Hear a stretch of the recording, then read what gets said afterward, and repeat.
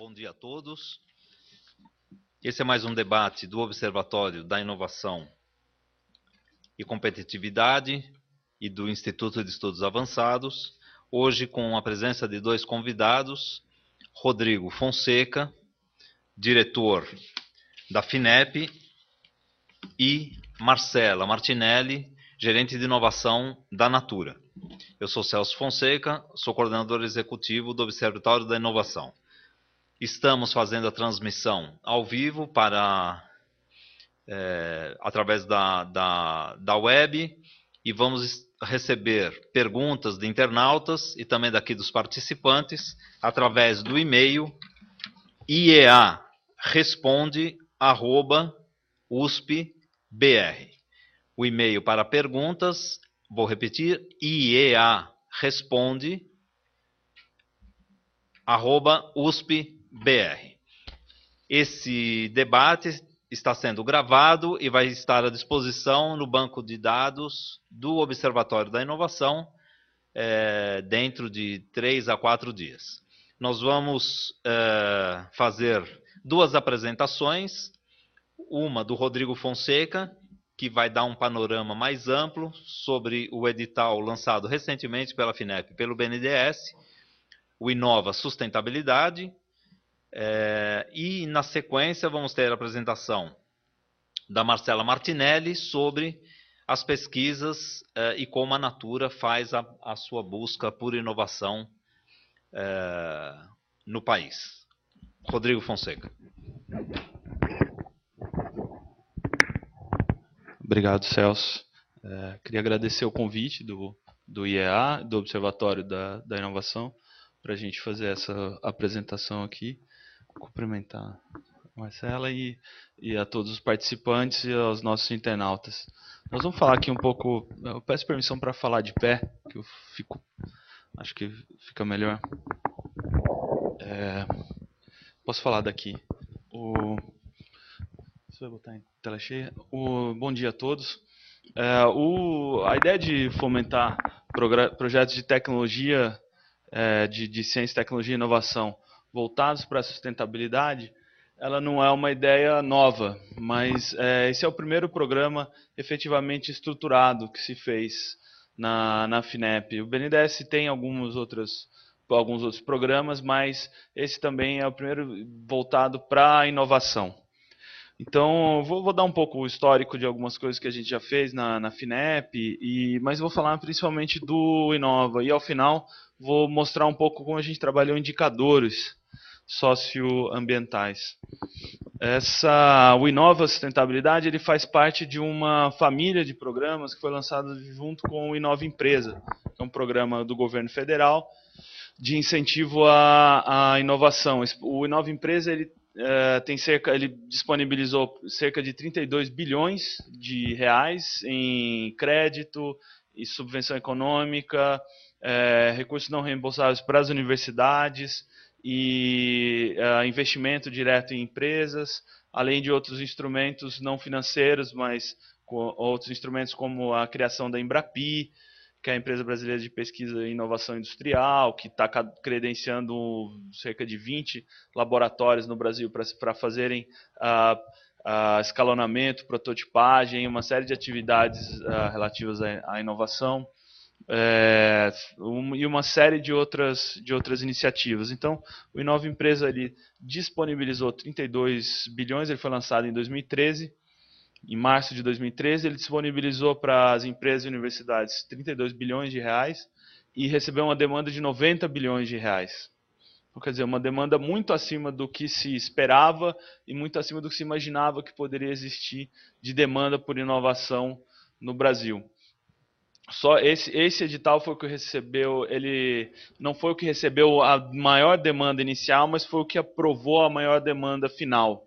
A gente vou dar os dados, mas a maior realização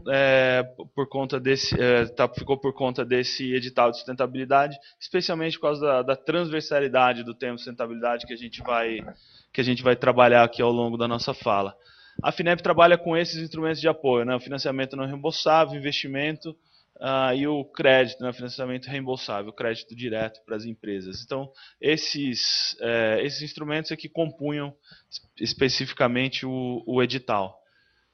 Né, o edital é exatamente uma estratégia de integração desses instrumentos. A gente tem uma experiência de que a gente oferecendo os instrumentos, oferecendo os recursos de forma desagregada e não coordenada, o efeito potencial deles, o efeito deles na economia, na sociedade é muito mais baixo. Então a gente passou a trabalhar já desde 2011, 2012 com a ideia de integrar os instrumentos para orientar o fomento e o fomento temático, né? Não fazer um fomento aberto, mas priorizar determinadas áreas e setores, como essas áreas. Então, TICs, defesa, aeroespacial, petróleo e gás, energias renováveis, tecnologia limpa, saúde, desenvolvimento social assistivo, aeronáutico, biotecnologia, nanotecnologia e novos materiais. São setores e áreas prioritárias, mas a gente pode ver que aqui está o mundo também, né? Não é tão prioritário assim, né? Então, pouca coisa está fora. Mas é uma forma de comunicar. Só para dar uma ideia, a gente desembolsou de dinheiro em 2013, a gente chegou a 4 bilhões de desembolsos, sendo 2.500 só para crédito. Esse ano a gente já, até outubro, a gente já desembolsou 4 bilhões, deve chegar aí a 4, só para crédito, a gente já desembolsou cerca de 4 bilhões, deve desembolsar 4 bilhões e meio, quase 5. E para o não reembolsável, que é aquela parte verde, que ano passado a gente fez 1 bilhão e 600, esse ano a gente já fez 1 bilhão e 800 e deve ficar por aí 1 bilhão e 800 e pouco. Então tem um crescimento bastante considerável, especialmente nos desembolsos para crédito. A gente contratou ano passado 6 bilhões em crédito, deve contratar esse ano cerca de 9 bilhões, algo entre 9 e 10 bilhões. Então tem um crescimento expressivo. Isso está baseado muito nos Inovas. Está baseado nos Inovas e no FINEP 30 dias, que é uma estratégia nova que a gente fez. A gente começou a implementar na FINEP, então só voltando à coisa da conexão dos instrumentos com a eficiência da operação, a gente só vou dar alguns exemplos da importância da eficiência na operação. Por que a gente começa a ter uma demanda maior? Isso aqui interessa um pouco, é só um exemplo do ganho de eficiência. Aqui é a contratação de projetos de infraestrutura nas universidades. A gente conseguiu nos últimos anos, no edital de 2010, a gente demorou, a primeira barra, a gente demorou 250 dias em média para contratar um projeto. No edital de 2013, a gente demorou 24 dias, em média, para contratar os projetos. Então, isso é para mostrar um pouco a importância de você gerar eficiência no processo. No momento que a gente integrou instrumentos, ofereceu processos mais... pode passar, Celso. A gente ofereceu processos mais rápidos, mais ágeis, com previsibilidade para as universidades e para as instituições, a gente passou a ter uma demanda muito maior. Então, fazer um edital de integração de instrumentos e estar dentro de um programa maior de fomento à inovação gera tanto uma mobilização maior das empresas quanto uma previsibilidade, a garantia de recursos. Isso faz toda a diferença para a qualidade do fomento e a qualidade do que você vai realizar lá na frente. Só um exemplo, a gente lançou o FINEP 30 dias, que é um modelo para você dar resposta para as empresas em 30 dias. Ela entra com um projeto, a gente está colocando isso para as universidades, já foi lançado. O próximo edital de infraestrutura, que é o exemplo que eu lancei ali, que eu coloquei antes, ele já vai usar o FINEP 30 dias para as instituições de pesquisa também. E aqui a gente conseguiu baixar, só volta um pouco, Celso, a gente conseguiu baixar exatamente para 30 dias, em média, o tempo de resposta para as empresas. Depois você tem a fase de contratação. Esse 450 dias, que era o tempo em 2011, incluía a fase de contratação. A gente conseguiu reduzir para 30 dias a resposta das empresas no mérito e para 90 dias, em média, a contratação das empresas. A contratação a gente está brigando com esses prazos ainda, porque ele é muito variável. Mas isso dá, por exemplo, com o FINEP 30 dias, a gente conseguiu fazer o que a gente fazia em 3 anos, a gente fez em 1 ano. A gente fez o equivalente a 3 anos em 1 ano. De setembro a setembro de 2013 a setembro de 2014, a gente fez o equivalente analisou projetos equivalente aos 3 anos anteriores. E a gente reprovou 58% dos projetos. Esse é um dado que a gente passou a trabalhar para mostrar a seleção, o processo seletivo. A gente aumentou muito o volume de demanda, mas sem baixar a qualidade e o processo seletivo. Pode ir. Então, isso um pouco para mostrar a importância de a gente estar trabalhando com editais, com previsibilidade, mesmo para o crédito, mesmo para as empresas, e trabalhando com a ideia de integração de instrumentos, de eficiência e qualidade. Isso dá outra eficiência, dá outro resultado para a sociedade, dá um outro nível de resposta das empresas, das instituições, e um outro nível de resultado para a consequência do projeto que você está apoiando. Porque, no fim, o nosso trabalho não é passar dinheiro para as empresas ou para as universidades. O nosso trabalho é fazer com que a inovação aconteça lá na frente, né? Então, para isso, você tem que ter instrumentos, métodos e gerenciar a qualidade como você faz as coisas. Então, já entrando em sustentabilidade, a gente, entre 2001 e 2012, a gente trabalhou aí com algumas áreas, mas sem um foco efetivamente em inovação. A gente trabalhou uma série de ações pulverizadas, que não trabalhavam a ideia de um foco, de uma prioridade, e nem a ideia de instrumentos integrados. Então, a gente teve cerca de 477 projetos que a gente pode considerar uma carteira verde. Eu boto essa carteira verde entre aspas, assim, porque não tinha um foco efetivamente em sustentabilidade. Então, a gente pode ver que 34% estavam em energias sustentáveis, 16% em florestas e outros biomas, 14% em agricultura sustentável, mas que se totalizava ali cerca de 4,5 bilhões, que dava 28% da carteira. Mas isso, entre aspas, você não tem uma ação que você pode dizer, esses projetos geram efeitos positivos de sustentabilidade. Isso é uma carteira verde, que a gente pode dizer que as ações dentro desses projetos estavam gerando efeitos possivelmente positivos quanto à questão da sustentabilidade. Então, mas muito por causa disso, você não tinha uma ação e uma priorização. Só que quando a gente está falando de sustentabilidade, a gente pode estar falando de todas essas coisas ali e de muitas outras.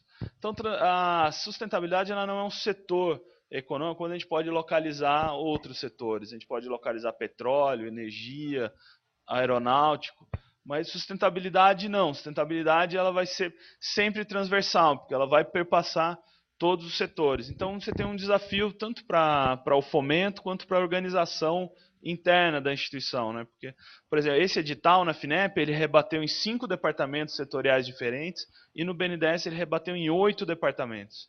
Então, a própria organização interna para implementar uma ação dessa é um desafio, né? Então, o Inova Sustentabilidade, então, ele foi uma ação que teve como ideia original exatamente fomentar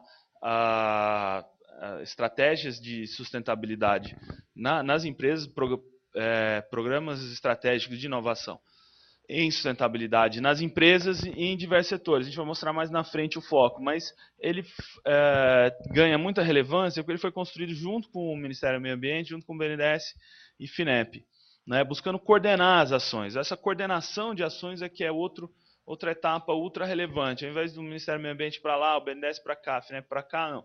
Uma ação coordenada, de acordo com as prioridades estabelecidas pelo próprio Ministério do Meio Ambiente, você monta uma ação coordenada aqui em 4 linhas temáticas que eu vou mostrar mais na frente. Então, isso gerava, as propostas das empresas geraram planos de suporte conjunto que reuniam projetos de empresas líderes com instituições parceiras, instituições de ciência e tecnologia parceiras ou empresas. Então, isso gerava um plano de suporte conjunto que era analisado e aprovado ou não.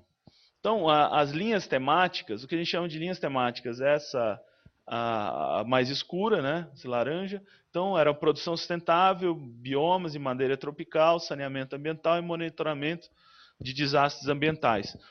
Por que essas linhas? Né? Por que essas linhas temáticas? Porque aqui, segundo os estudos do Ministério do Meio Ambiente, está o maior impacto para a geração de gases de efeito estufa. Então, o critério de fazer uma seleção de foco foi os estudos que o Ministério do Meio Ambiente fez para atender as metas do Brasil de redução de emissão de CO2. Então, foi escolhido um foco. Onde é que um edital de integração de instrumentos de fomento à inovação pode atuar para ajudar a atingir os objetivos né, em sustentabilidade no Brasil? Bom, vamos trabalhar na linha do que o Ministério do Meio Ambiente está trabalhando para atingir as metas de redução de CO2. Isso foi uma escolha política e que eu acredito muito acertada, porque entra em linha com as ações que o governo e empresas estão implementando. Não, só volta um pouco. Então, com isso, fez com que a gente desse o foco, especialmente o que a gente chama de produção sustentável, é exatamente impactar na indústria em geral, esses temas, que são os principais temas geradores de emissões, especialmente eficiência energética na indústria. Eficiência energética é responsável por um percentual, o uso eficiente de energia, especialmente energia térmica, nas empresas, é responsável por um percentual considerável das emissões. Então, eficiência aqui quer dizer isso, principalmente eficiência no uso de energia térmica nas empresas. Os outros temas todos ligados a isso, né? Madeira, recuperação de bioma e uso de madeira. O Brasil está fazendo uma transição, né? Antes o principal meio de emissão de CO2 no Brasil era desmatamento. O desmatamento caiu muito, as cidades cresceram, o uso dos meios de transporte se intensificou, então o Brasil está fazendo uma transição a principal emissão de CO2 está deixando de ser o desmatamento, não pode deixar de trabalhar isso, mas está se transformando nas cidades, especialmente aí o setor industrial e o setor de transportes. Então, e aí os outros temas, o saneamento e o monitoramento de desastres, né? Isso gerou projetos extremamente interessantes, como o projeto, por exemplo, da NEC. A NEC está querendo produzir tecnologia no Brasil que eles não produzem no Japão, mas com o aprendizado que eles já têm no Japão, produzir tecnologia aqui também, de geossensores. Aqui a FINEP e o BNDES disponibilizaram R$1 bilhão cada um em todos os instrumentos, sendo 90 milhões no não reembolsável, que inclui parceria com as instituições de pesquisa e a subvenção econômica também.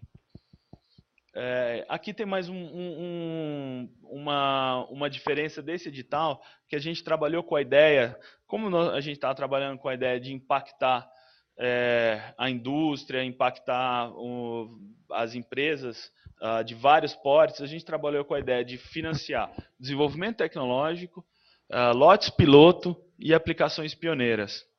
E a gente vai ver a consequência disso mais tarde. Isso foi uma coisa que a gente resistiu muito na FINEP, o pessoal do BNDES provocou bastante. O pessoal do BNDES quis muito colocar isso, porque eles tinham uma visão de que o Brasil está numa fase de que a aplicação pioneira de tecnologias ainda é muito importante para fazer as empresas chegarem num patamar tecnológico razoável. A gente na FINEP, a gente não quer entrar nisso em geral, a gente prefere financiar o desenvolvimento da tecnologia, mas no debate eles foram convencendo a gente de que seria importante financiar, inclusive as aplicações pioneiras, para que a gente pudesse fazer as empresas avançarem já de um determinado patamar. A gente vai ver a apresentação da Natura. A Natura já está num patamar muito avançado, mas o conjunto das empresas brasileiras está efetivamente num patamar muito atrás quando a gente está falando tanto de desenvolvimento tecnológico quanto de aplicação de tecnologias para sustentabilidade. Então, se mostrou bastante acertada essa argumentação que o pessoal do BNDES fez com a gente. Então, dá mais um clique só. Então, e aí a gente acabou fazendo essa divisão. A FINEP ficou mais com o apoio às empresas e aos projetos de desenvolvimento tecnológico e o BNDES um pouco mais com as aplicações pioneiras, que aí ficou um pouco mais casado com as prioridades de cada um. E isso foi uma ótima maneira também da gente dividir a carteira depois ao final, a carteira de projetos ao final do edital. Porque você imagina, né, dá uma briga entre instituições, a gente trabalha cooperativamente, mas óbvio, todo mundo quer ficar com a maior carteira de projetos. Então, e o edital ele tinha várias fases. Ele foi lançado em dezembro de 2013, que não é uma data boa para lançar coisas, mas a gente teve uma boa resposta. A gente teve a demanda de 259 empresas, totalizando 8,5 bilhões. O edital voltado para defesa e eu acho que o edital voltado para energia, eles tiveram mais demanda, mas eles foram, ao final, eles aprovaram um número menor, um valor menor de recursos. Então a gente acabou selecionando 195 empresas com valor total de 7 bilhões. Pode passar o outro. Os planos de negócio, então essas empresas depois apresentavam planos de negócio para onde a gente fez, e a gente fazia um encontro das empresas. A gente fez workshops onde as empresas líderes poderiam encontrar empresas parceiras, instituições de ciência e tecnologia parceiras, para que elas pudessem formar o seu plano de suporte conjunto. Então, esses planos, a gente acabou chegando nesse resultado, essa aprovação final dos planos de suporte conjunto. A gente aprovou 60 milhões de recursos não reembolsáveis na FINEP, 30 no BNDES, totalizando os 90 que estavam disponibilizados. E a gente acabou aprovando para o reembolsável, para o crédito, ali o não reembolsável inclui subvenção econômica e apoio às universidades. Subvenção econômica para as empresas, 30 milhões da FINEP e 30 milhões de apoio às universidades. Do BNDES é 30 milhões para instituições de ciência e tecnologia. Eu chamo universidades e ICTs aqui um pouco com a mesma coisa. A gente acabou, vocês se lembram que a gente tinha disponibilizado 2 bilhões no início, cada 1 bilhão da FINEP e 1 bilhão do BNDES. A gente teve que aportar um pouco mais, porque a gente acabou aprovando 3,6 bilhões no total, dado ao êxito do edital e ao êxito da escolha dos temas e da escolha do que apoiar, né? A gente vai ver em seguida a importância disso. Então, e com a contrapartida total das empresas ali significa quase 600 milhões de reais, o que é bastante interessante. O que a gente exige em geral é 10%, então acabou ficando bastante razoável. Então, pode passar. Isso aqui é só o cadastramento das empresas no FINEP 30 dias, a gente já cadastrou 109. Aqui ficou a divisão dos projetos aprovados ficou assim. 52% naquela linha de produção sustentável, 41% saneamento ambiental e biomas e monitoramento com percentuais bem menores. Mas isso já era um pouco esperado, né? Passa o próximo que a gente vai entrar num detalhe um pouco maior dos principais demandantes. 23% ficou com eficiência energética no setor industrial. Então aqui é por valor, né? Então, e 24% resíduos sólidos urbanos. Isso surpreendeu a gente em parte. A gente já sabia que havia uma grande demanda por desenvolvimento tecnológico em resíduos sólidos urbanos. Há uma proliferação de empresas, de atores nesse ramo. Agora, surpreendeu para a gente o volume da demanda, e aqui foi tanto o desenvolvimento tecnológico, quanto o lote pioneiro, quanto a aplicação pioneira. Não está muito desequilibrado aqui quando a gente fala de resíduos sólidos urbanos. Porque você tem a questão você tem várias tecnologias que estão desenvolvidas no mundo, mas o lixo brasileiro ele tem determinadas propriedades, é um lixo mais molhado do que... Eu não entendo nada disso, mas é o que o pessoal me explica. Então você tem uma necessidade de desenvolvimento tecnológico aqui muito importante. Então, aqui é uma coisa muito importante para a FINEP, que é o quanto das inovações são radicais e o quanto são incrementais. Isso é um pouco o retrato do Brasil, né? Só 12% das inovações são inovações consideradas radicais. E aqui não pelas empresas, pela nossa avaliação junto com os consultores com os quais a gente trabalhou. Então, quer dizer, é pouco, isso é uma coisa que a gente tem que fomentar mais. Talvez se a gente tivesse um percentual maior de recursos para subvenção econômica, a gente tivesse conseguido aqui aumentar esse percentual. Mas isso depende de dotação orçamentária, depende de um monte de outras coisas. Então,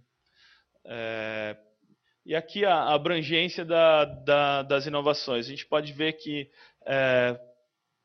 só 14% das inovações seriam para um nível internacional. A maior parte delas seria ou para a empresa ou no nível regional, mas a maior parte no nível nacional. Isso é razoável, é um resultado razoável.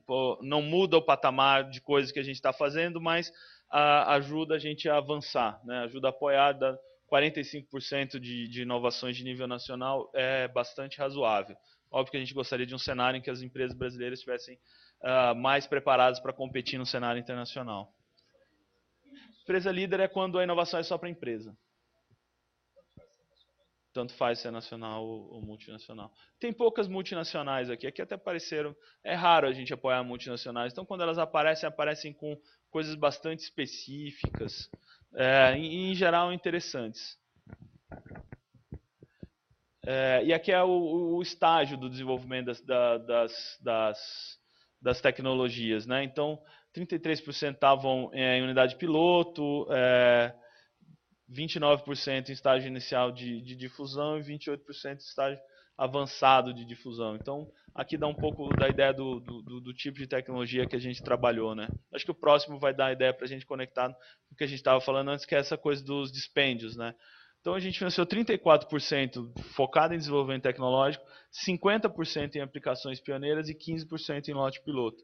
Quer dizer, a turma do BNDES, eles tinham uma certa razão. A nossa indústria está num patamar ainda, as nossas empresas, em geral, não só a indústria, mas elas estão num patamar ainda que elas precisam, a gente precisa fazer uma rodada de adoção de tecnologias, de aplicação pioneira de tecnologias para se mover numa direção de desenvolvimento tecnológico. Então, a ideia é que a gente tenha outros editais, outras ações de fomento que a gente possa continuamente ir diminuindo essa faixa verde e aumentando a faixa azul, mas sempre com essa ideia de que a gente tem que fazer as empresas brasileiras avançarem.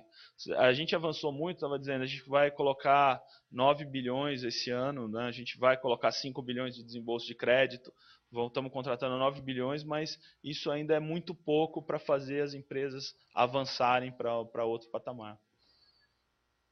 Aqui é um pouco os arranjos institucionais, né, as parcerias. A gente teve cerca de 100 instituições de pesquisa e 117 empresas menores parceiras das 126 empresas líderes que foram aprovadas. Então, isso mostra também a ideia da conexão da cadeia. O interessante do edital é que a gente, ao invés de fazer um apoio a cada uma das empresas, ou não conseguir fazer apoio às empresas parceiras, porque, em geral, essas empresas são pequenas empresas.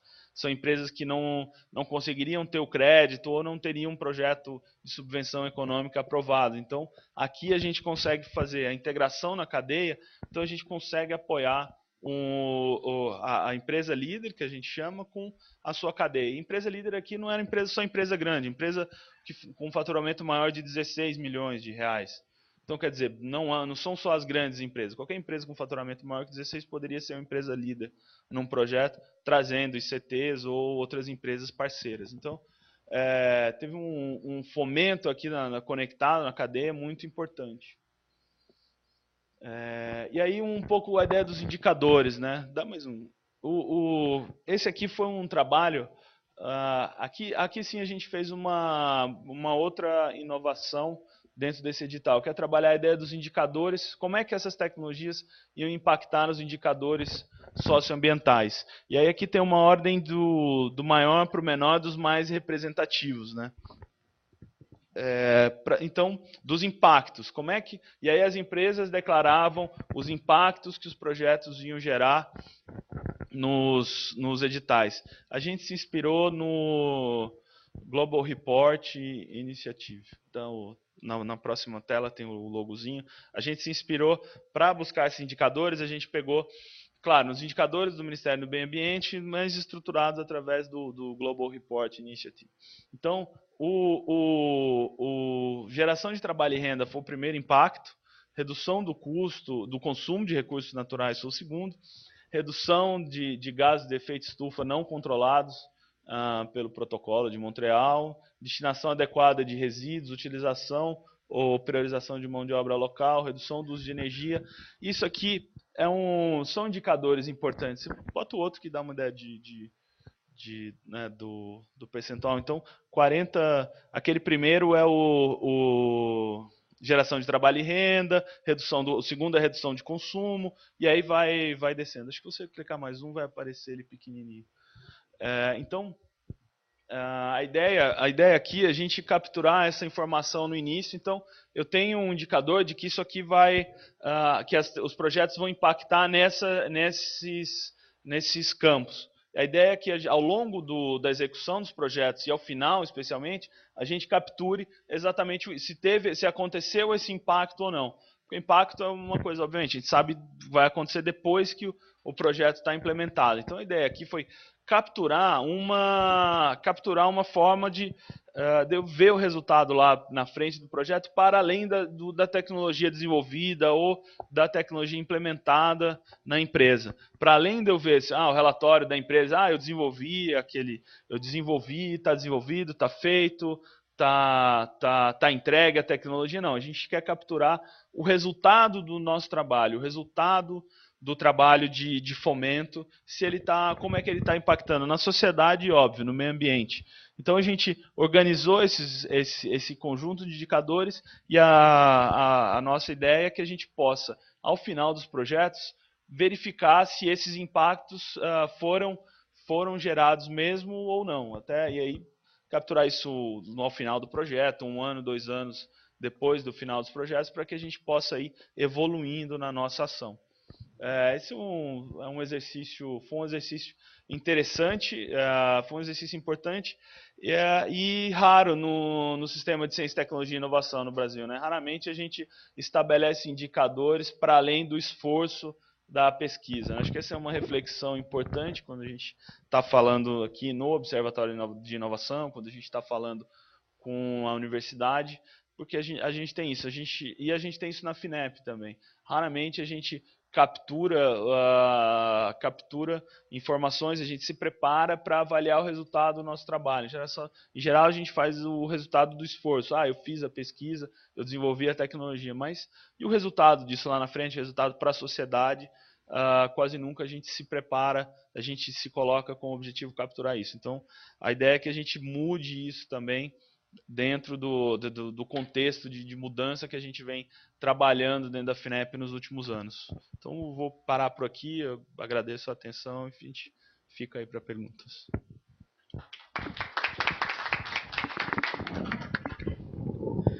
Obrigado, Rodrigo. Para quem está entrando agora na internet para acompanhar o debate, esse é um debate patrocinado pelo Observatório da Inovação e Competitividade, em parceria com o Instituto de Estudos Avançados da Universidade de São Paulo. O tema hoje é Panorama da Inovação e Sustentabilidade, com 2 convidados, Rodrigo Fonseca, diretor de Desenvolvimento Científico e Tecnológico da Agência Brasileira de Inovação, da FINEP, que acabou de fazer sua apresentação, e agora nós teremos Marcela Martinelli, gerente de inovação da Natura. Nós receberemos perguntas dos internautas, podem escrever para o e-mail IEA Responde, IEA de Instituto de Estudos Avançados, tudo junto, IEA Responde, @USP-BR. Marcela Martinelli.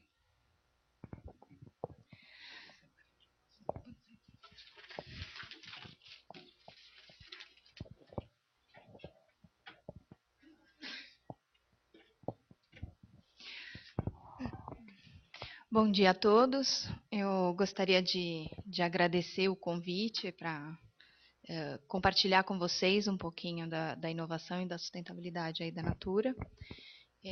Agradecer ao IEA, ao Observatório, ao Rodrigo, e aproveitar, inclusive, para endossar as palavras do Rodrigo, que a Natura ela já tem aí, pelos meus cálculos de cabeça, mais de 12 anos de participação em diferentes editais, e a gente consegue ver, e com muita felicidade, né, ver aí a evolução da FINEP em termos mesmo de produtividade, de qualidade, que conseguiu realmente mudar o patamar da velocidade da avaliação das propostas, e que é muito importante essa velocidade para manter a competitividade das empresas, né?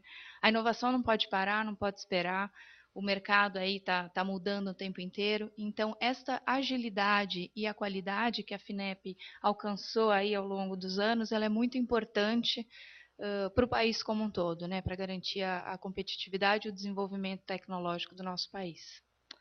Muito bom. Então vamos lá.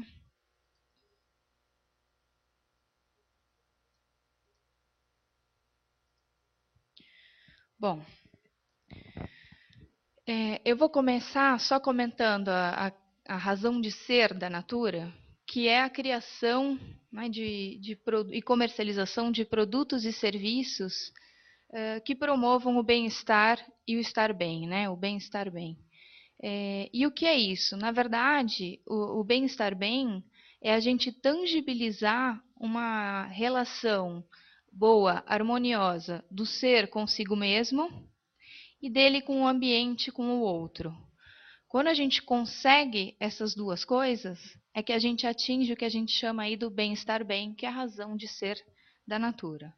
Bom, e aí para a gente, então, tangibilizar essa razão de ser, a gente tem aí a nossa essência, que ela permeia, ela define como é que a Natura atua no seu comportamento empresarial, nos seus produtos e serviços e na sua rede de relações. Nesses três pilares, toda decisão, toda estratégia, ela é pautada nos princípios triple bottom line da sustentabilidade. Ou seja, quando a gente está falando do olhar econômico, o nosso olhar ele sempre tem que ser de uma geração efetiva aí de caixa, né, crescimento e rentabilidade, e gerar dividendos para os nossos acionistas. Porém, a gente também, para essa geração econômica, ela sempre tem que ter um olhar de que seja algo que seja ambientalmente o mais correto possível e socialmente o mais justo. Então, sendo assim, então ambiental, a gente pode citar a questão do aumento do uso de refis, que reduz o impacto ambiental, redução das emissões, né? Redução de uso de água, né? Na parte social, a repartição de benefícios com as comunidades extrativistas, a repartição aí, né, os ganhos da própria canal de vendas, né, das nossas consultoras, e todo investimento em responsabilidade social que uma empresa tem aí o dever, o papel de cumprir. Bom, então a Natura hoje, né, é uma empresa aí de 7 bi de receita.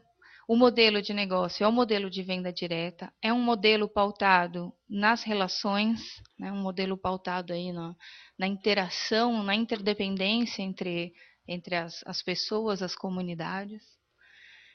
E hoje ela tem aí uma penetração em mais de 58% dos domicílios.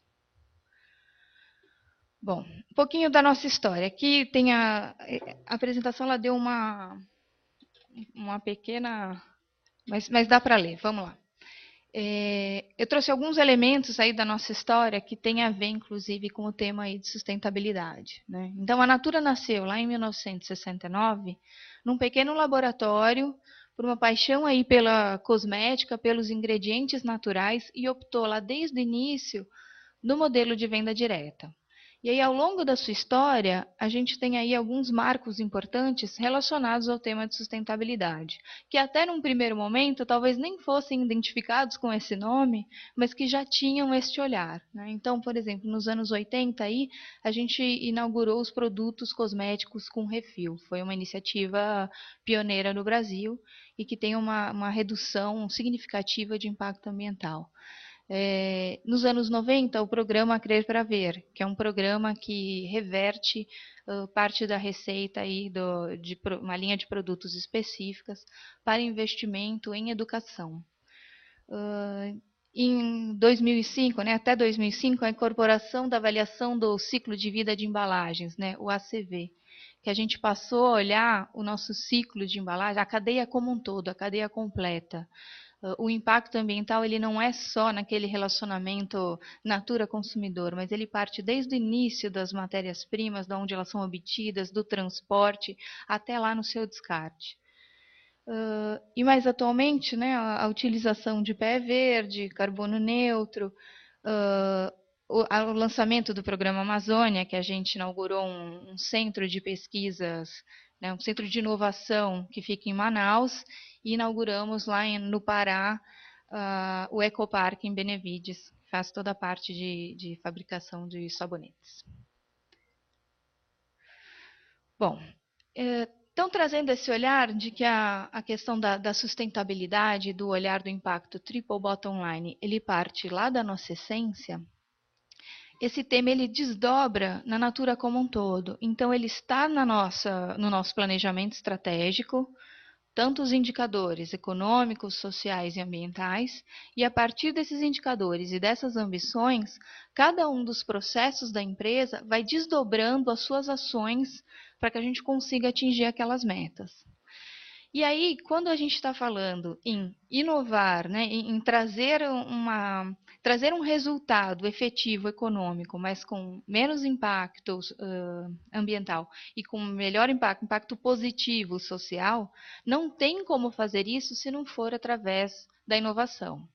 E a inovação faz esse convite à Natura como um todo, né, para que ela transforme os seus desafios socioambientais em oportunidades de negócio.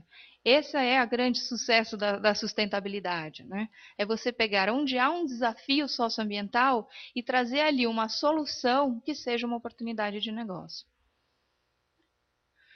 Bom, então a inovação, como habilitador dessa estratégia, ela tem eu sintetizei aí alguns olhares que a gente tem de onde a gente pode desdobrar essa estratégia dentro da companhia. Então, claro, no desenvolvimento de novos conceitos e produtos. Então, no desenvolvimento do produto, desde a sua ideia, do seu conceito, até a sua tangibilização num produto acabado que vai ser lá comercializado para a nossa consultora, a gente tem um olhar de concebê-lo da maneira que gere um menor impacto ambiental possível e um impacto mais positivo social.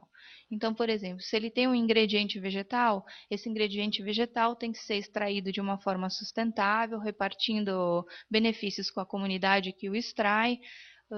A embalagem tem que ter o menor impacto ambiental possível. Então, ao longo de toda a cadeia, a gente tem esse olhar na concepção dos produtos para que eles gerem resultados para os indicadores e as ambições da empresa relacionados ao tema de sustentabilidade. Soluções para aperfeiçoar o comportamento empresarial e a gestão do negócio. Bom, para a gente conseguir nos comportar, nos portar, ter posicionamentos de acordo com aquilo que a gente acredita, a inovação também tem que atuar para gerar soluções para isso.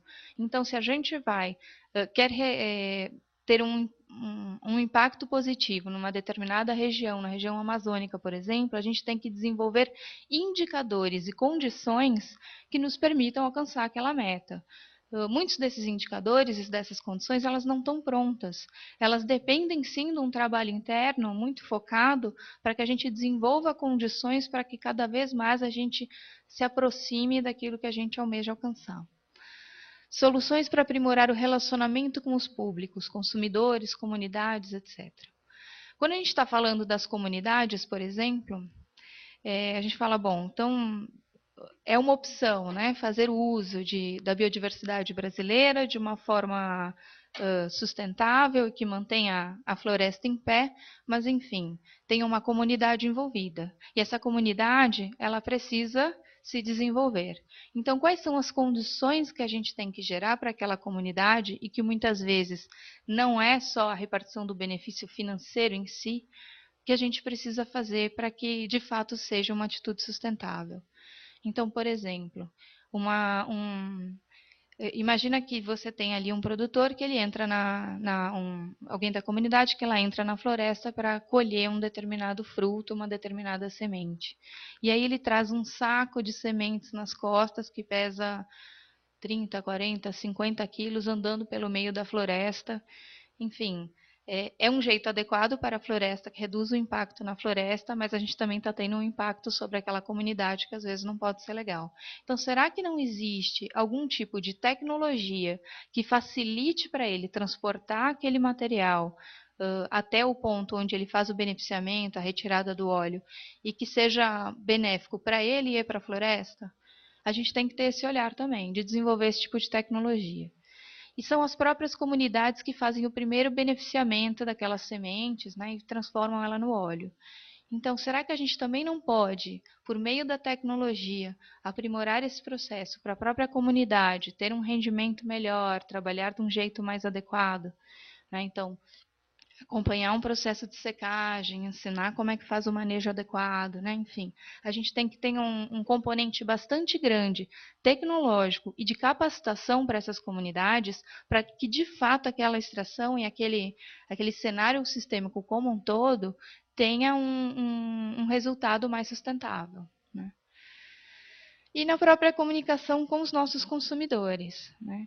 Eu tenho que conseguir que essas informações do como isso é feito e do que a gente quer com isso chegue até o consumidor final.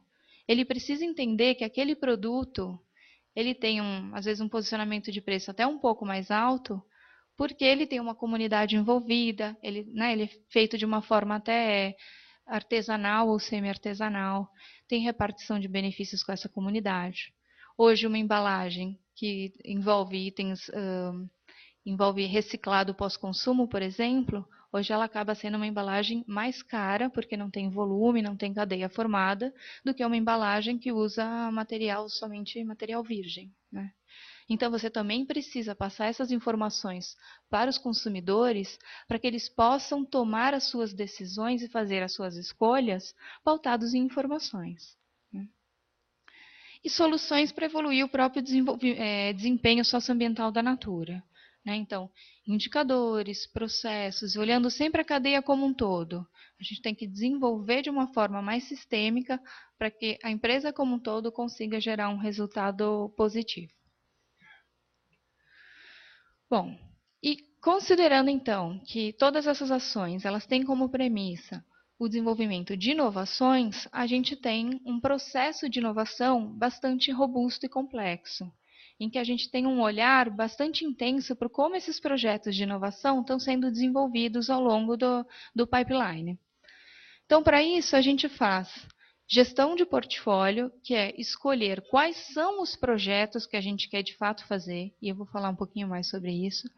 A gestão do pipeline, que é exatamente quais são os requisitos que cada um desses projetos tem que cumprir para ir passando por cada uma das fases e estar pronto lá no final. E a própria gestão do projeto, que aí é um olhar projeto a projeto em termos de qualidade de desenvolvimento daquele projeto. É importante ressaltar que a gente adota o modelo de inovação aberta. Então, a gente entende, sim, que a gente não consegue fazer sozinho, que é muito melhor se a gente fizer em rede. Em função disso, a gente tem diversos programas já estruturados para estabelecer parcerias com a comunidade acadêmica, com os consumidores. Então, a gente tem Natura Campus para interagir com a comunidade acadêmica. A gente tem o Cocriando Natura para conversar, abrir um canal de diálogo com os consumidores, para que eles possam dar opinião sobre os temas da Natura. A gente tem um programa Clicar, que é um programa também de relacionamento e parcerias com grandes empresas. E a gente está estruturando, está saindo do forno um programa para a gente interagir com startups. Porque a gente acredita que essa interação em rede com a comunidade externa, e não só pontualmente, também a gente juntando todo mundo, juntando o consumidor, com a academia, com grandes empresas, startups, é que a gente vai de fato conseguir trazer inovações de mais relevância, inovações tanto tecnológicas para produtos mesmo e conceitos, quanto inovações que são aplicadas diretamente à sustentabilidade, tá? Bom, e aí falando um pouco de gestão de portfólio de projetos, quando a gente escolhe quais projetos a gente vai desenvolver, que vão seguir aí no nosso processo de inovação, a gente tem um olhar, uma avaliação de qual que é o impacto que esses projetos podem causar para a Natura. E aí, esse impacto, obviamente, ele tem um olhar financeiro, né? Então, do quanto a gente acredita que esse projeto vai trazer de retorno financeiro. Mas esse retorno financeiro, ele é qualificado, ele é bonificado ou penalizado por componentes que a gente chama de componentes indiretos.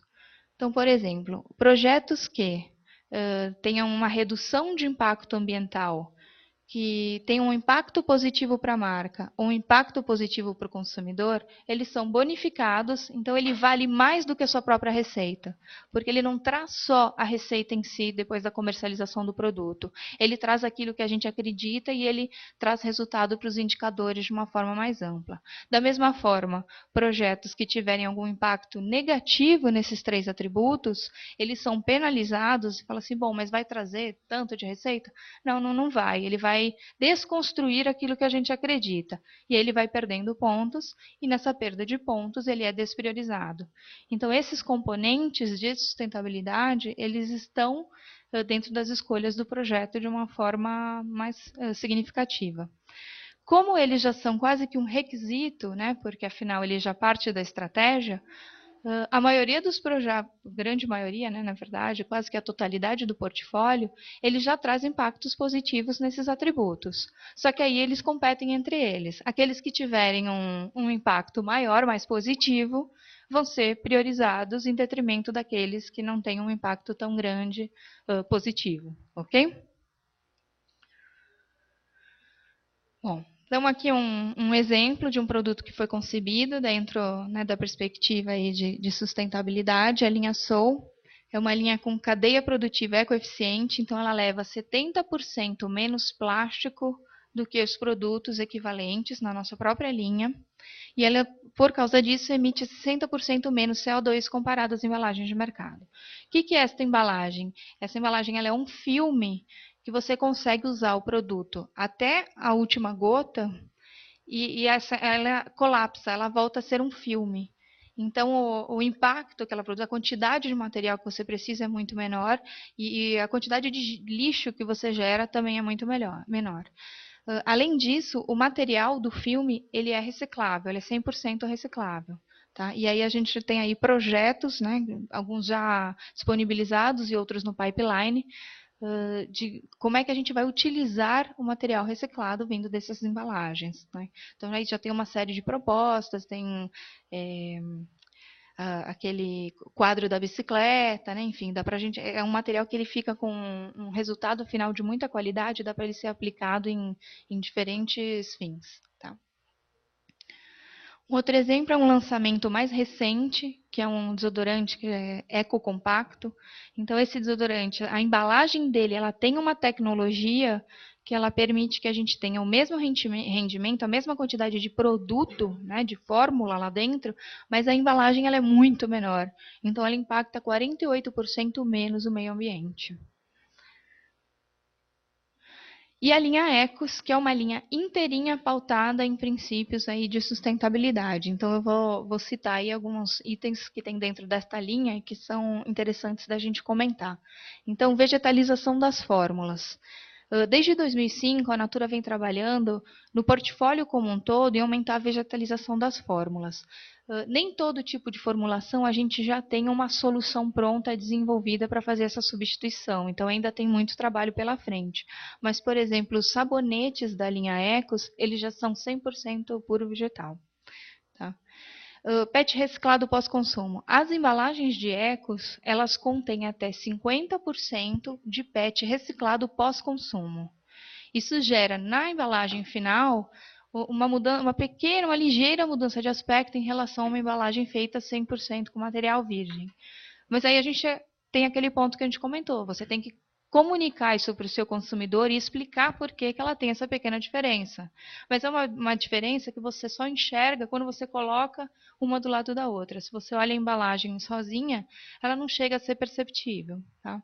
Então, a gente tem trabalhado no intuito de aumentar inclusive a utilização de PET pós-consumo, porém ainda existe inclusive uma limitação da própria cadeia de reciclagem, da mistura de materiais, né, que acabam não tendo uma qualidade suficiente para que você o reutilize. Então, tem projetos, inclusive, que estão trabalhando nesse sentido, projetos da Natura e não Natura, de desenvolvimento das cadeias de reciclagem. O plástico verde, embalagens que não são de PET, são de polietileno, né, PE, elas são já hoje de 100% de PE verde, que é o PE que vem da cana-de-açúcar. Papel reciclado pós-consumo. O cartucho das embalagens de Ecos, ela tem também até 40% de papel reciclado pós-consumo. Refil, toda a linha de Ecos, né? Óbvio, aquelas linhas que são refiláveis, né? Sabonete não é refilável, né? Mas enfim, todas as linhas que são passíveis de ser refiláveis já tem refil.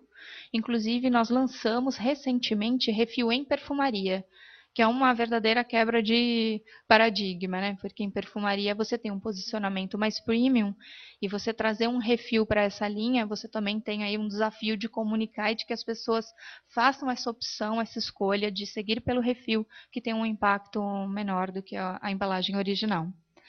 O rótulo bula, que é um rótulo, aquele já tem em outros produtos, né, do mercado, é aquele rótulo que você consegue abrir e ele tem mais informações. Então, ele tem esse papel de ter mais informações para que a gente consiga ter um canal de comunicação e explicar de onde vem aquele ingrediente, o que é aquela embalagem, né, enfim.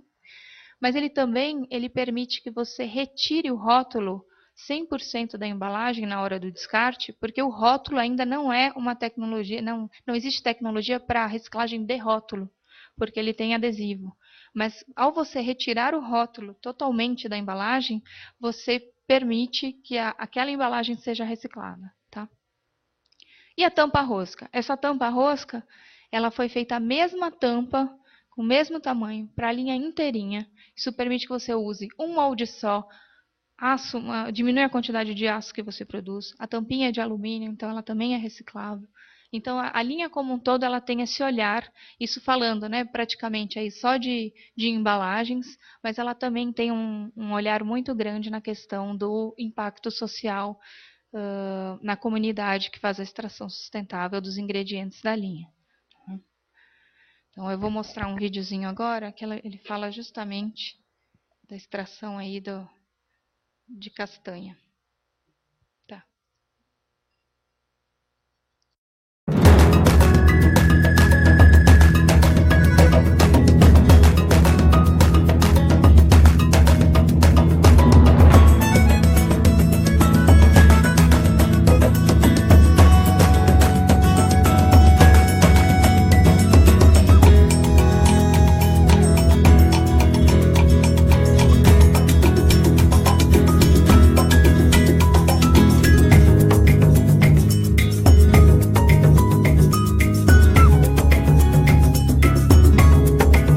Quando chega a época de produzir a castanha, né, tirar a castanha dentro da floresta, você já sente aquela saudade de ir lá, porque parece que é um parente da gente que tem lá, né? Na época da coleta, hoje, os homens sempre que vão e as mulheres ficam. Preparamos os batelões e subimos aí de rio acima.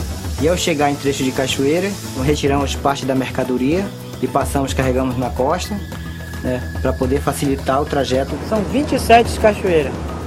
27 cachoeiras, a gente tem que passar por elas para poder pegar um manso, aí para poder ir entrar no garapé onde está nossas áreas de castanha. Ao chegar lá, a gente vai limpar a área dos barracões, e no outro dia limpamos as trilhas, e em seguida pegamos nossas paneiras e pegamos os machados, e ao chegar lá, vamos selecionar, fazer o cambito, para a coleta, juntar o ouriço e procurar um tronco ou uma pedra para a gente quebrar os ouriços em cima.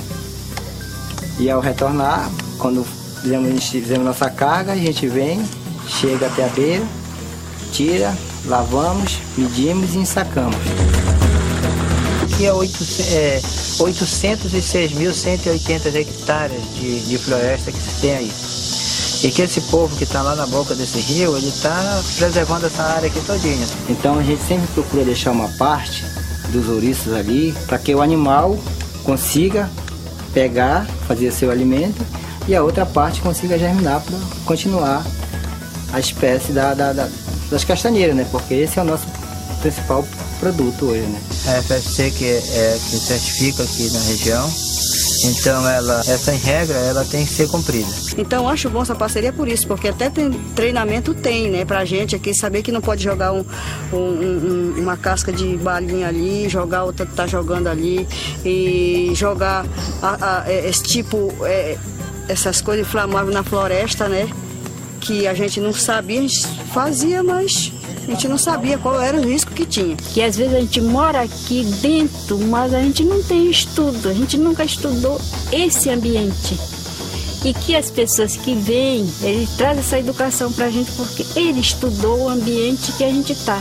E aí ele vai passando e a gente vai aprendendo. Antes da parceria com a Natura, a comunidade, por exemplo, não via nem sequer assim dizer assim, eu sei como é que tira o óleo da castanha porque o castanheiro sabe tirar. Essa castanha toda ela era vendida por atravessador, então não tinha lucro nenhum voltado para a comunidade, muitas vezes nem para o castanheiro. Aí o processo já é diferente, né? Então o mesmo cooperado que veio buscar a castanha no castanhal, ele vai estar lá também trabalhando no processo da seleção, no processo do secador, no processo da quebragem, no processo da sala do óleo, no processo da farinha. Então todo esse processo engloba a mão de obra da comunidade. Para mim é gratificante ser castanheiro, porque hoje eu gosto do que faço aqui dentro. Trabalhar em meio à natureza é muito bom.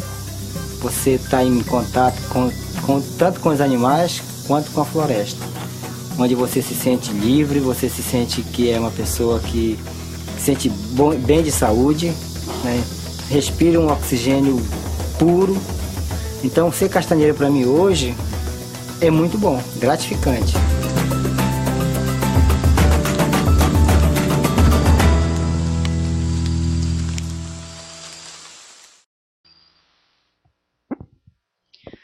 Bom, então, como eu comentei, esse vídeo, né, é um exemplo de como é feita a extração do óleo de castanha, que compõe os produtos da Natura.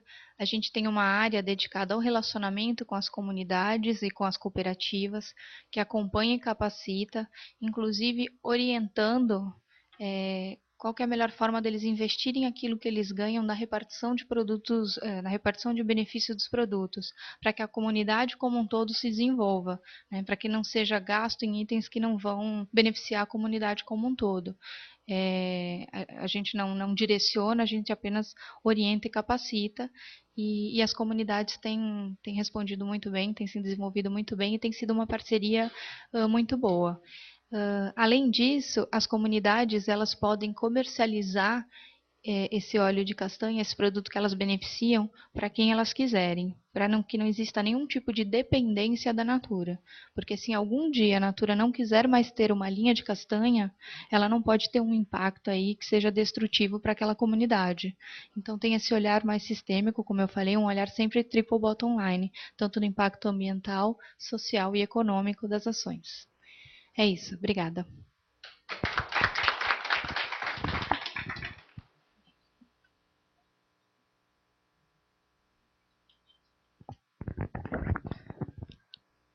Obrigado, Marcela, pela apresentação. Nós vamos abrir agora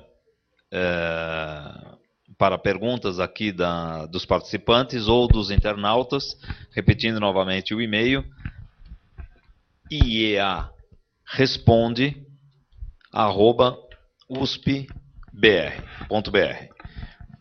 Hoje o debate é Panorama da Inovação e Sustentabilidade, e eu vou abrir com uma pergunta para Marcela e também para o Rodrigo, porque nós no Observatório da Inovação temos um projeto que vai...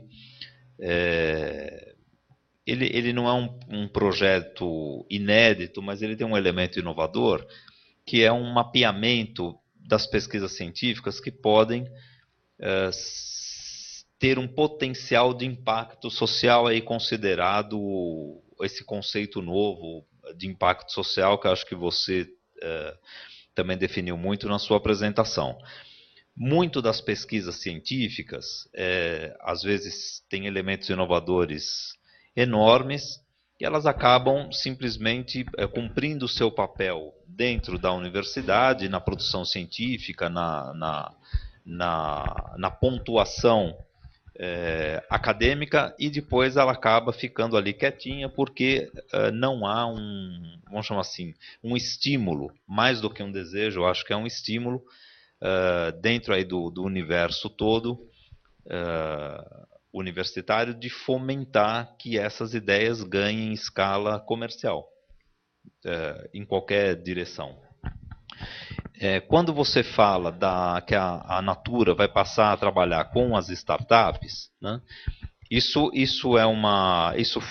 foi tema esse ano do Congresso da ANPEI, porque há uma preocupação muito grande de estimular a inovação a partir de núcleos que não estão diretamente envolvidos com a empresa, porque nem todas as empresas têm essa capacidade ou esse potencial de investimento, porque também é caro você fazer inovação.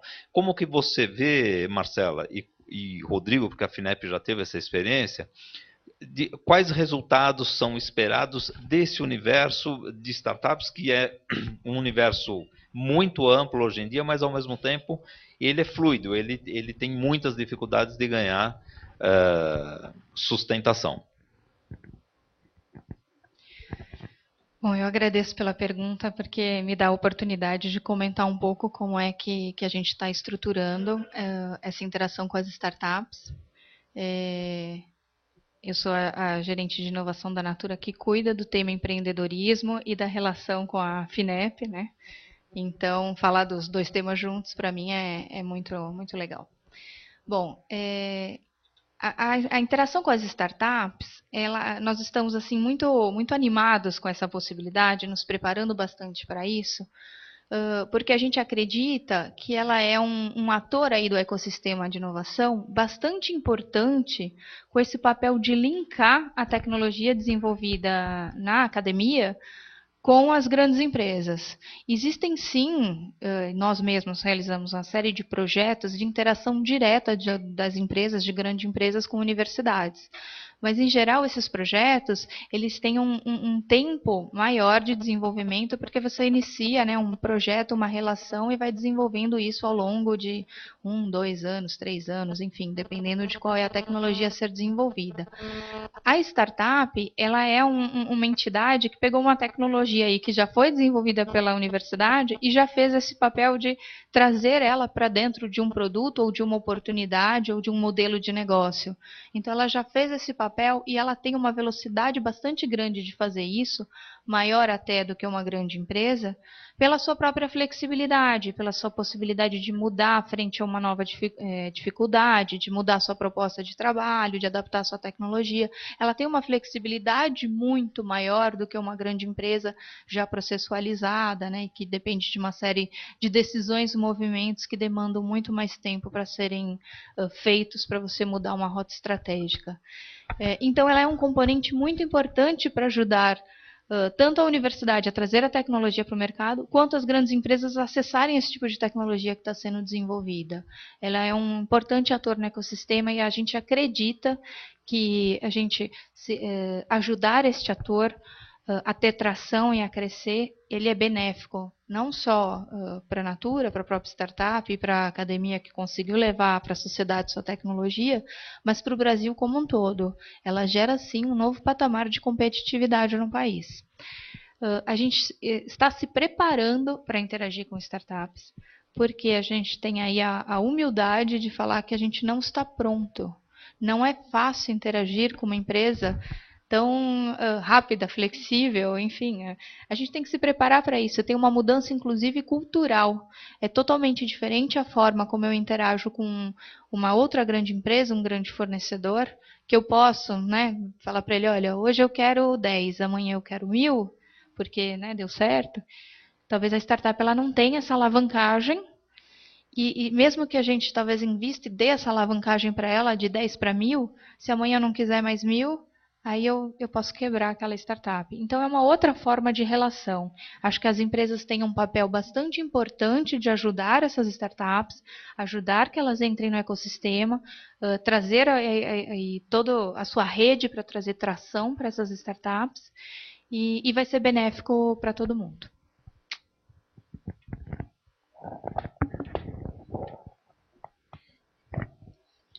Vou separar a resposta em duas, falando um pouco da pesquisa, dessa pesquisa que vocês estão pretendendo fazer aqui para dentro da USP, né? Acho que a pesquisa para buscar as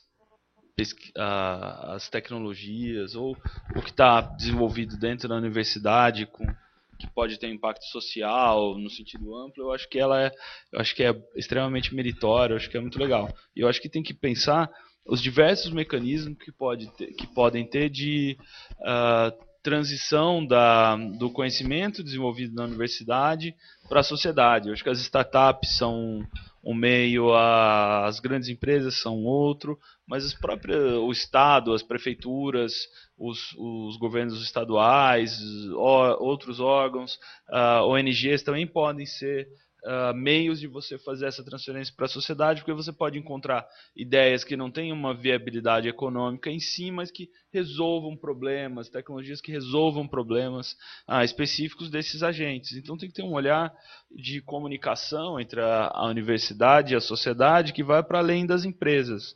Eu acho que tem um olhar que é com as empresas, com as startups, com as grandes empresas. Tem que ter um olhar que olha os diversos atores da sociedade. É claro, algumas ONGs vão estar mais estruturadas que outras para trabalhar com ciência e tecnologia. Algumas não estão, não entendem. Não, outras vão estar. Então, podem trabalhar com ideias novas e tal. Eu acho que tem que ter um olhar de que essa relação, a relação universidade e sociedade é com a sociedade como um todo. Então, pode ter uma série de agentes capazes de introduzir inovações. Acho que é isso. É óbvio, o principal agente que vai introduzir inovações na sociedade e no mercado são as empresas, mas você tem, às vezes, soluções específicas que podem ser transferidas ou desenvolvidas em conjunto, avançadas. E eu acho que as startups são o meio mais ágil, mais rápido de você fazer essa transferência. Às vezes a relação de uma grande universidade com uma grande empresa, ela é sempre movida pelas essas diferenças de tempos e de modelos. As startups são sempre, especialmente aquelas incubadas dentro das universidades, eu acho que elas são um grande meio. Mas mesmo nós que trabalhamos com startups há 20 anos, pelo menos, a gente não tem instrumentos ainda adequados mesmo para apoiar. Isso eu sei que está gravando, mas a gente tem que ter a humildade. Nós, a FINEP, a gente tem que ter a humildade também de dizer que os nossos instrumentos ainda não são adequados para apoiar o crescimento e o desenvolvimento massificado de startups no Brasil. A gente consegue acertar um pouquinho, a gente faz alguma coisa, mas ainda é catamilho, ainda não é você apoiar massivamente o desenvolvimento de um conjunto de 1.000, 2.000 startups que possam ser uma massa crítica suficiente para gerar um efeito econômico, né, considerável. Então esse é o desafio que a gente tem se colocado hoje, tem procurado, e por isso a gente tem procurado variar os nossos instrumentos e criar situações novas. Por exemplo, em 2013, com o Plano Nova Empresa que a gente lançou, a gente descentralizou a operação do recurso de subvenção econômica. Subvenção econômica é o recurso que a gente pode dar de graça para as empresas, que a gente dá para quando as empresas estão fazendo um projeto de inovação mais avançada, com um desafio e risco tecnológico mais alto. Então, a gente descentralizou porque a partir da experiência que a gente teve, esse é o recurso mais importante para uma startup, para uma empresa que está começando, porque é um recurso não reembolsável, é o recurso para ela fazer a transição e colocar a sua tecnologia, empacotar a sua tecnologia para colocar no mercado. Só que da nossa experiência, dificilmente você acerta lá do Rio de Janeiro as empresas que estão nos vários lugares no Brasil. Então a gente descentralizou a operação dos recursos de subvenção para os estados, e esses estados colocaram uma contrapartida de mais recursos, então a gente descentralizou 190 milhões, os estados colocaram mais 90 milhões, e a gente fez a operação da subvenção para pequenas empresas, startups pequenas, dessa maneira, para a gente poder alcançar um número maior de empresas e encontrar as empresas certas trabalhando com parceiros locais. Então, essa é uma maneira de mudar um pouco os instrumentos e facilitar, fazer chegar mais rápido, mais fácil, com uma instituição que está lá perto. Por outro lado, a gente começou a trabalhar também com fundos de investimento. Essa é uma ideia que a gente pode desenvolver junto, porque a gente já lançou um fundo em parceria com a Embraer, um Corporate Venture, que é para o setor aeronáutico e defesa em geral, mas em parceria com a Embraer. Então, a FINEP colocou dinheiro, a Embraer colocou, o BNDES colocou, a Desenvolve São Paulo colocou, e esse fundo vai apoiar empresas e startups no setor de aeronáutico, defesa e outros, segurança, que estão correlatos aos interesses da Embraer. Então, isso você faz com pouco dinheiro, com algum esforço de articulação, mas a gente acredita que isso vai dar um efeito bárbaro, porque a gente vai conseguir apoiar um número mais massificado de empresas. E a gente quer discutir isso com outras grandes empresas. A FINEP está colocando, se não me engano, 10 ou 20 milhões, os outros parceiros um pouco, mais ou menos a mesma coisa. Então, não é um volume de recursos. Mas, se a gente consegue fazer 500 mil, 1 milhão de reais chegar na mão de uma série de pequenas empresas, a gente consegue fazer com que uma massa de empresas avance. E a nossa ideia é ir replicando esses fundos corporate com várias outras empresas, para vários setores, com vários parceiros, de modo que a gente tenha uma situação efetivamente massificada, né? Eu acho que é aí. Então... Obrigado, Rodrigo. Tem uma pergunta do internauta, da professora Dalila Colato, do Instituto Federal Sul-Rio Grandense, Rio Grande do Sul. A pergunta é para a Marcela. Para que a empresa direcione investimentos para a redução dos impactos ambientais, precisará mapear e mensurar quais os reais impactos causados pelo seu processo produtivo. Especificamente, quanto às externalidades ambientais, a Natura já conhece o seu custo externo e os internaliza? É a pergunta. Quem quiser fazer perguntas, os internautas, o e-mail é iea@usp.br.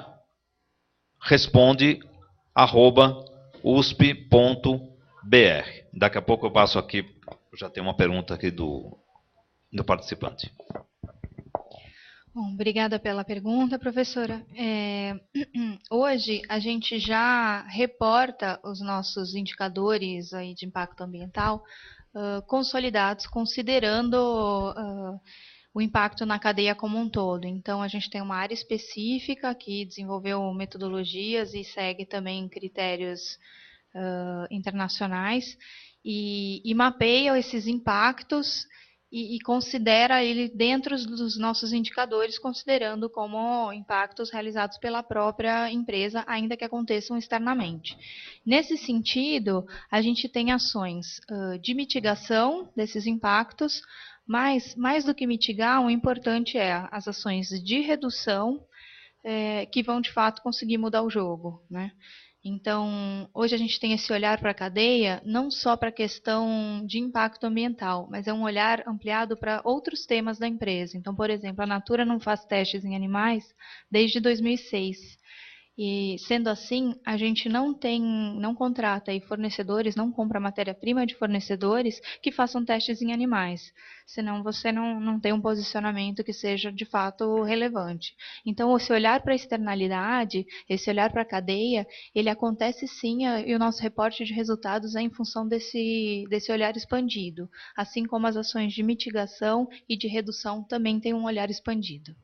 Obrigada. Obrigado. Eu só peço para quem estiver aqui se apresentar, porque está gravando e vai ficar registrado para o vídeo. Legal. Sou Rubens de Almeida, eu sou membro de uma startup especial, porque é uma startup de velhinhos, então a gente chama de Finishap. Mas, de qualquer forma, esta Finishap, ela tem um acordo de cooperação com a Fundação Masolini, que é uma proximidade que a gente fez com a universidade, porque a gente sentia a falta de uma discussão de introduzir dentro dos processos empresariais a questão geográfica, né? Então a gente tem um grupo de estudos de geotecnologia dentro da Fundação Masolini, onde a gente discute as questões de integração da gestão empresarial com a geografia. E nesse sentido, eu queria fazer uma pergunta para a Marcela, se isso já existe dentro da Natura, que me parece ser uma empresa modelo para o Brasil inteiro, e a Natura especialmente tem fluxos geográficos interessantes, porque é uma matéria-prima lá do Amapá, que tem uma logística X, que gasta um determinado volume de combustível para trazer numa determinada modalidade de transporte.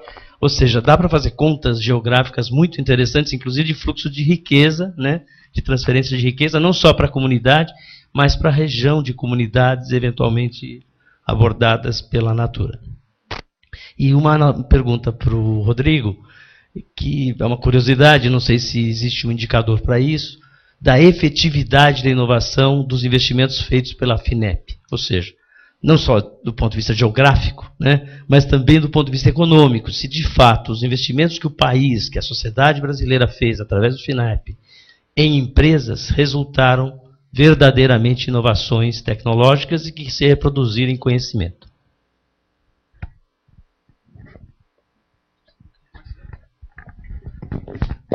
Muito obrigada pela sua pergunta. Sim, de fato, a gente tem um olhar levando em consideração aí as questões geográficas, né? A gente tem uma equipe dedicada para isso, mas fico muito feliz de saber que vocês fazem isso e vamos conversar, né? Por que não a gente trazer a rede para contribuir para o que a gente está desenvolvendo? Inclusive, esse tipo de olhar relacionado, né, à região, à geografia, fez com que decisões fossem tomadas, como de, por exemplo, ter o Ecoparque no Pará, né? Foi levada em consideração toda a questão aí de transporte, de impacto social para a região, né? E esse Ecoparque, a ideia dele é trazer outras empresas para que entrem num modelo de simbiose industrial. Então, empresas que são fornecedoras ou que utilizam qualquer substrato ou saída de qualquer processo produtivo uma das outras possam ocupar este mesmo ambiente e trabalhar em simbiose.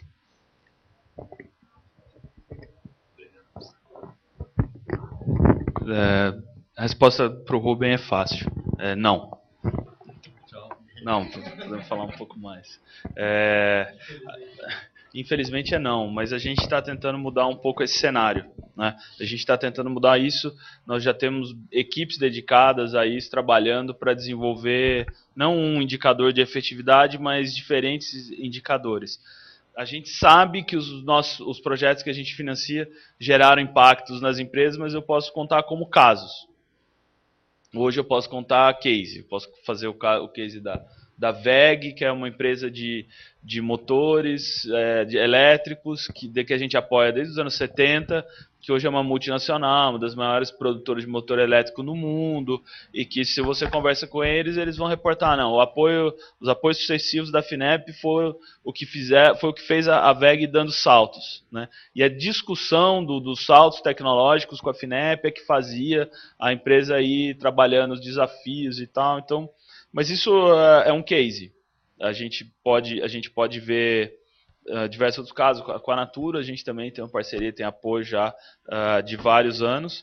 E, por exemplo, a gente fez um apoio de subvenção econômica a um projeto de reservas florestais com a Natura, né? E que ela pode falar que é ultra interessante, porque é uma ideia. Quando eu falei a subvenção econômica, era para as coisas que têm risco tecnológico mais alto.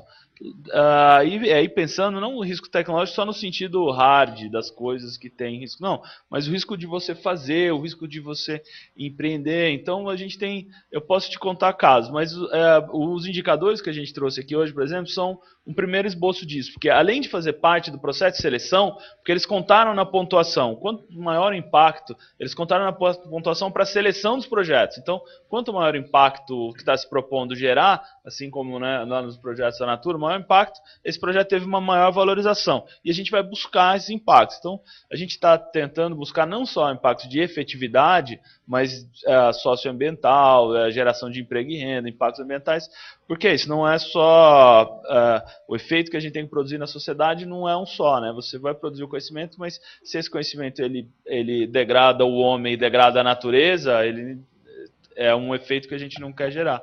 Mas acho que a Marcela podia falar um pouco desse, né? Que acho que Esse é um projeto muito apaixonante, né? É um projeto é um projeto de sistemas agroflorestais, né? Então, é um projeto que a gente chama de SAF-Dendê.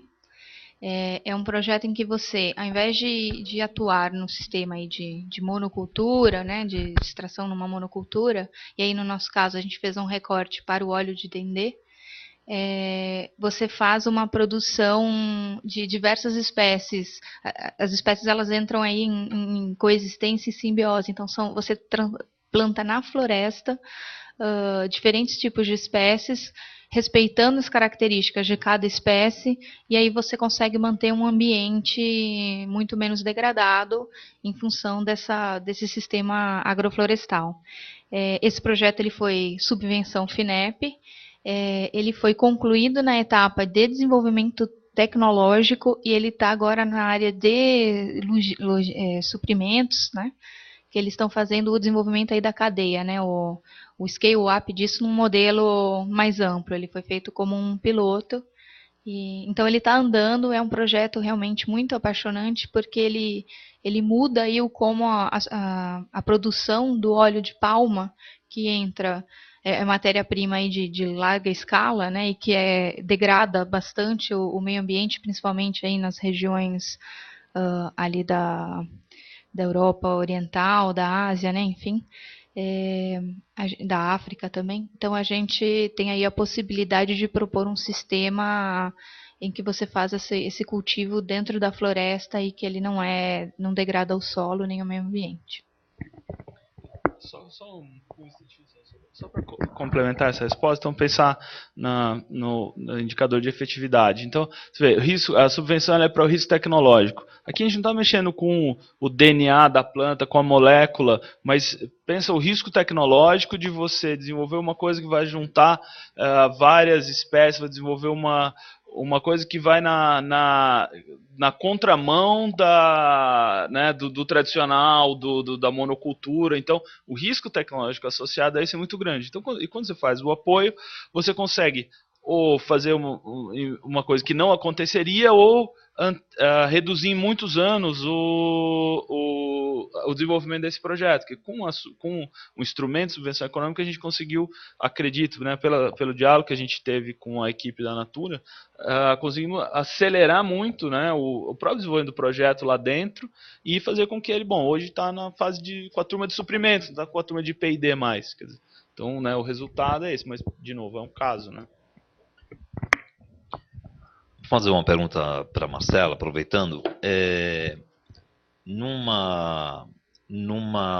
Quer dizer, esse papel que a Natura tem de maior empresa na América Latina, empresa genuinamente brasileira, não que isso responda a fazer mais ou menos inovação, mas esse histórico de investimento em inovação da Natura, eu queria que, se você pudesse falar, como que isso impacta no posicionamento de mercado internacional.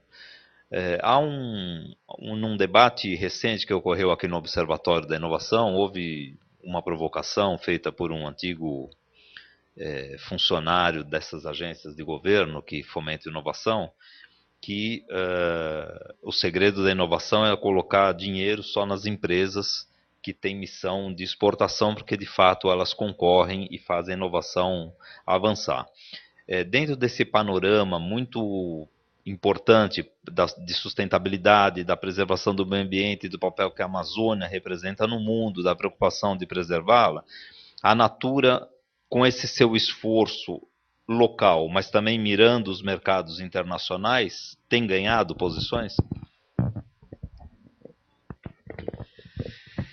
Bom, como você comentou, Celso, a Natura é uma empresa genuinamente brasileira e ela tem aí no seu DNA de inovação a questão da brasilidade, né? Então, parte do planejamento estratégico da Natura, a decisão do investimento contínuo e crescente em inovação, né? E essa decisão, ela acontece, né? E ela conseguiu ser mantida ao longo dos anos, principalmente pelo apoio de agências financiadoras, como por exemplo a FINEP, que nos ajudam inclusive a escolher fazer aqueles projetos que são aqueles que têm um maior risco e que num cenário aí de escolha de projetos, eventualmente eles acabariam não sendo priorizados. A partir do momento que você tem esse apoio, você consegue priorizar aquilo que tem um maior risco e que de fato é aquilo que é mais radical. Mas essa evolução aí da inovação da Natura, ela trouxe para nós, então, esse DNA bastante brasileiro. E é por isso que ela foi crescendo e tomando a proporção que tomou no nosso país, né? Então, hoje ela é a líder de mercado no Brasil. E a gente tem aí as operações na América Latina que agora, né, nos últimos 2, 3 anos, é que começaram a crescer num nível bastante significativo e que para nós são uma boa escola do que é o mundo lá fora, né? Então hoje a Natura ainda não tem operações em outros lugares do mundo, tem uma operação pequena na França, especificamente porque a França é o berço da cosmética, então a gente tem que estar lá para aprender como é que funciona esse mercado, o que é que está surgindo, né? Enfim. Mas a estratégia da Natura, no passado tivemos algumas tentativas, mas a decisão foi de manter dentro do nosso país e se estruturar e entender como é que funciona lá fora para depois começar a crescer e expandir. Então, hoje, os nossos resultados de crescimento na América Latina são bastante consistentes. E eles são consistentes levando para lá, levando o Brasil para o mundo, né?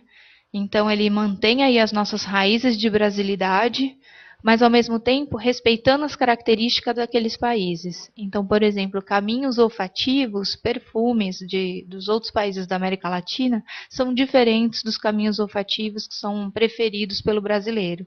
Então, a gente teve sim uma adaptação de portfólio, principalmente olfativo, para aquelas regiões, e também de escolha de produtos, né, de cesta de produtos a serem oferecidos, mas a gente mantém na raiz levar o Brasil para o mundo. Obrigado.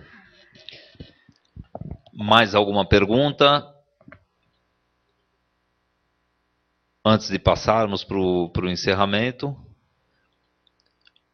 Bom, eu queria agradecer a presença da Marcela Martinelli, gerente de inovação da empresa Natura, e do Rodrigo Fonseca, diretor de Ciência e Tecnologia da FINEP, e contar com vocês para outros debates que nós faremos, porque a possibilidade aqui, principalmente nas parcerias, na prospecção de pesquisas e nesse novo patamar de inovação que o Brasil entra em grande parte com a intervenção da FINEP, muito afirmativa, e do BNDES também, mas esse tema aqui, ele está só começando, ele também não é um tema muito trabalhado dentro da universidade, desse ponto de vista de busca da inovação e sustentabilidade, mas eu acho que as respostas vão ser muito positivas,